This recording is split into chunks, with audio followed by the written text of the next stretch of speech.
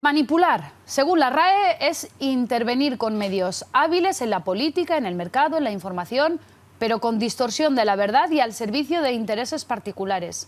No es algo inocuo, no es inofensivo, por tanto, pero si es que además se realiza en un ámbito como la historia, pues la cosa se puede complicar. Porque no hablamos de una inexactitud, no hablamos de un error sin más, sino de una voluntad clara de tergiversar. Y a esta ardua tarea de encontrarlos y desmentirlos se dedican varios jóvenes aragoneses. Se centran en la historia de Aragón y consiguen divulgar, verificar y a la vez ganar dinero. Hace 3 años que echaron a andar de la mano de la Universidad de Zaragoza y han conseguido no solo sobrevivir dedicándose a lo que más les gusta, sino a multiplicar sus beneficios y hasta tener un programa de radio aquí en Aragón Radio. Les damos ya la bienvenida y los buenos días a los historiadores. Sergio Martínez, ¿qué tal? Buenos días, bienvenido. Hola, muy buenos días. Y Santiago Navascués, buenos días. Hola, buenos días. ¿Tenéis mucho trabajo? Sí, la verdad es que sí. Tenemos mucho trabajo en estos momentos, sí. ¿Lleváis unos meses? Llevamos unos meses bastante, iba a decir complicados, pero no, porque todo lo que es trabajo en este sentido pues es bienvenido. Bendito problema. Bastante atareados entre unos temas y otros que llevamos, pues en tema de turismo, de talleres de historia, en la radio, etcétera, pues no nos podemos quejar. Y además la temática de estas manipulaciones, de estas tergiversaciones, que al final, en muchos, por no decir en la mayoría de los casos, es lo que es, ¿a qué ámbitos se circunscriben? Pues a ver, realmente son unas manipulaciones y unas tergiversaciones que se llevan repitiendo desde hace más tiempo del que parece que es de los últimos años y ni mucho menos. Esto viene incluso del siglo XIX, yo siempre soy muy de retrotraerme en el tiempo, ¿no? Y bueno, la cuestión es de que de tanto repetirlo, pues acaban apareciendo en multitud de escenarios, no solo en Cataluña, aunque también hay que recalcar que también las manipulaciones sobre la historia de la Corona de Aragón se hacen también desde Madrid, no hay que olvidarlo, y a veces esas pasan de puntillas, ¿no? Y bueno, pues el problema es que trascienden a nivel nacional, incluso internacional. Ese es el problema en instituciones públicas, incluso de gran calado. Hablamos ahora, por ejemplo, ya que está reciente, por ejemplo, de la dictadura de Franco. Se le atribuyen algunos méritos, entre comillas. Sí, la mayoría, por no decir todos, no son verdad. Por ejemplo, el sistema de la seguridad social. Claro, por ejemplo, el primero, sí, el que has dicho, el de la seguridad social, es un mito muy extendido que la seguridad social pues la inventó Franco. Esto no es así, como mito pues queda muy bien, pero no. Es algo pues, en lo que ya se estaba pues, ensayando e investigando a principios del siglo XX, y las primeras medidas dentro de la seguridad social, pues, como prestación por desempleo, etcétera, se empezaron a hacer ya durante la Segunda República. Son un poco anteriores, pero realmente la primera vez que aparece en una constitución, una carta magna, es la de 1931, en la Segunda República, y sí, pero se iban haciendo cosillas durante todo el reinado de Alfonso XIII. O los famosos pantanos de Franco también, ¿no? Que parece que, bueno, pues que fuera un programa de Franco y no, sin embargo, pues ya desde principios del siglo XX, sobre todo hay un aragonés, Joaquín Costa, que es el primero en defender un plan hidrológico nacional, ¿no? y regar los baldíos y la construcción de pantanos, y muchas de estas medidas pues, se aplican durante la dictadura de Primo de Rivera y durante la Segunda República, y Franco lo que hizo es continuar, y claro, pues en tantos años de dictadura y de mandato pues hizo más pantanos que nadie, ¿no? Normal, pero lo que hizo fue continuar lo que ya estaba programado, ¿no?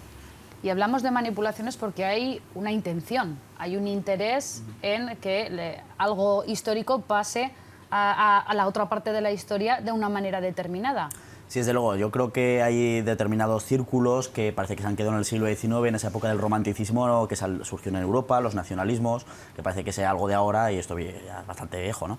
Y claro, la cuestión del romanticismo era pues, glorificar el propio pasado nacional, y si no es lo suficientemente glorioso o no te lo parece, pues te lo inventas. Y es el caso que hay gente que parece, o instituciones que parece que se han quedado en el siglo XIX, que ya estamos en el siglo XXI, y que bueno, quieren dignificar o glorificar historias que ya son lo bastante importantes, pero el problema es que, claro, siempre hay, o casi siempre hay, motivos políticos detrás, y eso es lo que hace que pues, se acaben manipulando estas historias, y en este caso pues, nos afecta mucho a la historia del antiguo reino de Aragón y de la Corona de Aragón. Sí, al final, bueno, los nacionalismos es cuestión de sentimiento, ¿no? Mucho sentimiento. Uno se siente español, o se siente aragonés, o se siente catalán. El problema es que muchas veces estos sentimientos son creados de manera artificial, precisamente manipulando la historia, remontando pues, los orígenes de la nación lo más atrás en el tiempo posible, pues hace poco pues se llegó a decir que España era, por ejemplo, pues la nación más antigua de Europa. Esto no es así. En Cataluña pues inventan reinos de Cataluña donde nunca los hubo, ¿no?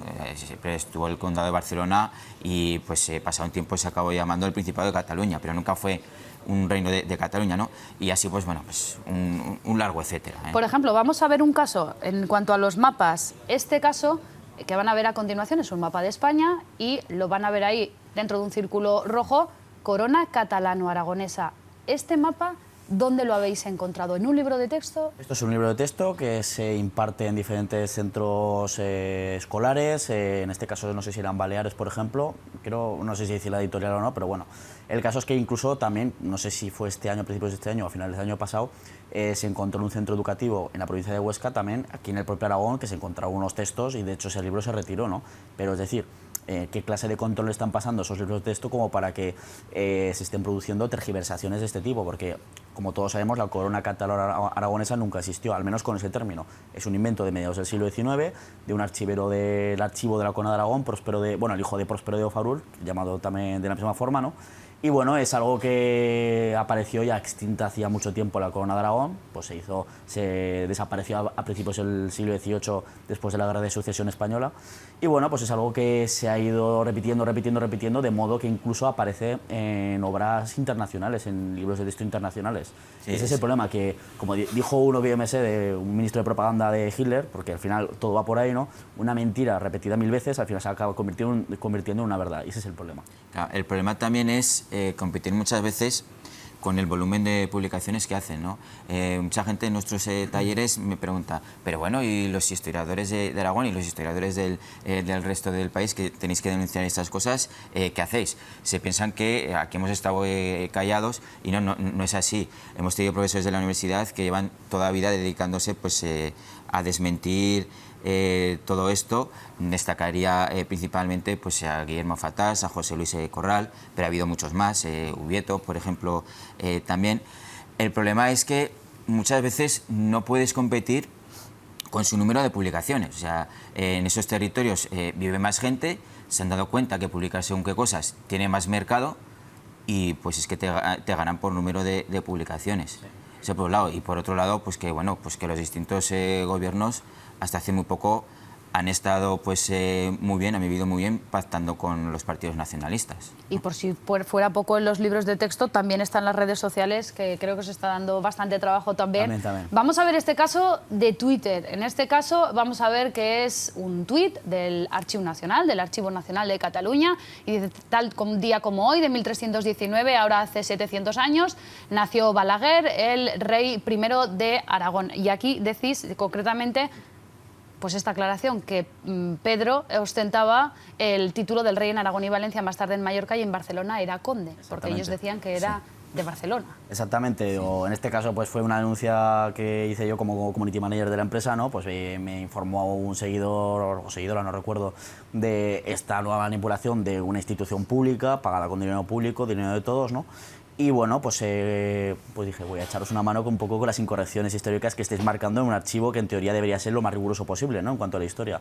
Y es verdad, porque en este caso está hablando de Pedro IV de Aragón, Pedro IV el ceremonioso, ¿no? Evidentemente, como Pedro I de Aragón no fue absolutamente nada en Barcelona, para ellos es Pedro III, pero como conde. Y aquí lo está llamando el rey Pedro III, Cataluña-Aragón, cuando sí, fue Pedro rey, pero en Aragón, en Valencia, a final de su reinado Mallorca, porque se había desgajado el reino de Mallorca durante un tiempo de la corona de Aragón, y luego además era conde en Barcelona como Pedro III. Es decir, si utilizamos el numeral de Barcelona, que es este caso, Pedro III, tenemos que hablar de él como conde, no como rey.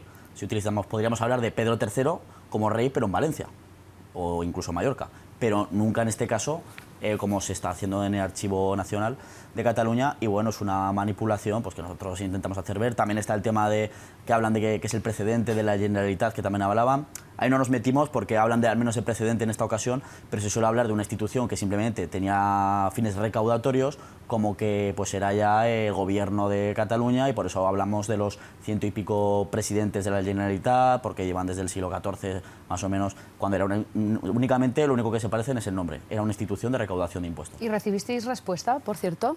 Pues muchísimas, la verdad es que fue un auténtico bombazo porque además nos lo retuiteó una cuenta de Twitter que hace, pues digamos que lo mencionaron como una especie de zasca, que está ahora tan de moda ese término, ¿no? Y bueno, la verdad es que tuvo muchísima repercusión tanto a nivel nacional, por una parte los que pues están de acuerdo con esta tesis que nosotros hemos mostrado, que además es la tesis que apoyan la mayoría de la historiografía, al menos los historiadores modernos. Pero luego también hubo bastante impacto en cuanto en redes sociales, en Twitter en este caso, pues por la parte catalana, en algunos sectores, pues hablando de que eso no es cierto, no sé qué. Nosotros, por supuesto, intentábamos demostrar a cada una de las respuestas que somos nosotros, bueno, nosotros no, nosotros somos unos meros divulgadores, ¿no? Sino los historiadores serios, la historiografía seria, los que tienen la razón y no ese tuit que hizo el Archivo Nacional de Cataluña. Lo peor de todo en estos casos es que esta gente sabe historia. Esta gente lo hace interesadamente, no es un error, porque un error de alguien que no sepa mucha historia o que pues, le hayan educado de aquellas maneras, ¿no? Tergiversando la historia, pues se entiende, ¿no? Es un error humano. Pero no, o sea, es que esta gente la ha hecho con toda la mala intención del mundo desde una institución pública que es de todos, ¿no? Vamos a ver otro caso. Otro caso, además, que va en la misma línea de los que hemos visto hasta ahora. Este también habla de la corona catalano-aragonesa. No sé si este también lo habéis encontrado en otro libro. Es otro libro distinto. De hecho, este creo que es el que he mencionado antes, que fue localizado en un instituto ostense, un instituto aragonés, si no recuerdo mal. Y bueno, pues se hizo una denuncia. De hecho, se explicó a los padres el por qué se retiraba ese libro, pero claro, al fin y al cabo es un libro de texto que además has pagado, bien pagado además, porque siempre decimos que los libros no son baratos, etcétera, o los ha pagado las instituciones públicas, quien sea, ¿no? Y bueno, pues es un problema y hay que decir que no, es que esto no se tiene que quedar simplemente en que el profesor, que también hay que hacerlo, decir, no, es que esto está mal, y además el por qué está mal, sino que es que hay que corregirlo. Y además no vale con que la editorial lo retire en Aragón, que es lo que se ha hecho, y ya está, no. Es que lo tiene que retirar en todas las comunidades autónomas, en todas Claro, las regiones. eso te quería preguntar, porque también lo decías antes, los controles que pasan los libros de texto que llegan a los colegios y a los institutos. Por lo que parece ninguno. Porque además esto fue una denuncia vuestra o fue una denuncia del profesor, del centro. Esto fue del centro por lo que, o de algunos padres, esto pues simplemente nosotros lo vimos por redes sociales y sí que lo movimos un poquito, pero no fue denuncia nuestra en este caso. Pero sí, es un tema que pues se debe acotar de alguna manera. De hecho, a finales de este verano, si no recuerdo mal, las editoriales se quejaron a nivel en prensa diciendo que no era posible que tuvieran que hacer 17 ediciones diferentes de los libros de texto según el currículo educativo de cada comunidad. Realmente tienen parte de razón en este sentido, pero también ellos son las editoriales, también tienen que decir, no, esto no es posible, no podemos estar haciendo tantas ediciones en tantas regiones diferentes, porque al fin y al cabo es algo que por el simple hecho de que son una empresa que están ahí para ganar dinero, pues que no es rentable. Y luego aparte, lo más importante, que no puede ser que se esté explicando una historia diferente en cada región según el partido que esté gobernando, o etcétera, o cualquier interés político de cualquier otra índole. Sobre los libros escolares, yo quiero añadir que además de preocuparme pues este tipo de tergiversaciones, ¿no? Este tipo pues de errores y de me preocupa también las ausencias, ¿no? ¿Qué es lo que no se da? Porque aquí en este país se ha enseñado y se sigue enseñando en las escuelas de todo el país una historia muy castellanizada de España, en la que Aragón prácticamente es inexistente.